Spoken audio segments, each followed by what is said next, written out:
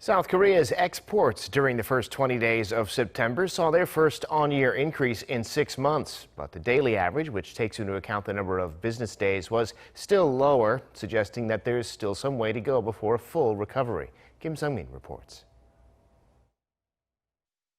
South Korea's exports during the first 20 days in September edged up for the first time in 6 months, following an improvement in semiconductor and automobile shipments.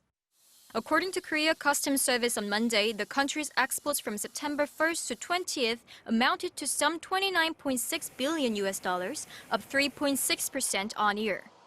Semiconductors jumped 25.3%, while automobiles surged almost 40%. By country, shipments to the U.S. increased the most, up 16%, followed by China, while exports to Japan plunged by some 18%. However, these figures do not mean the country's exports have fully recovered. South Korea's daily average exports were still some 9.8% lower compared to the same period last year.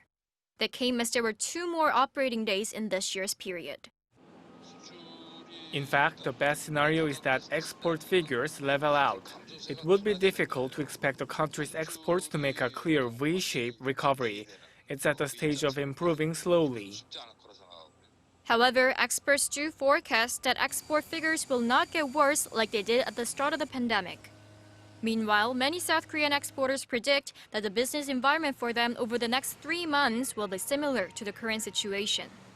The latest export business survey index announced by the Korea International Trade Association stood at 100.2, indicating that businesses assume the environment will be similar to that of the previous quarter. The report also said external factors like the ban on the Chinese tech giant Huawei could be a variable for the rest of the year. Kim Sung-min, Arirang News.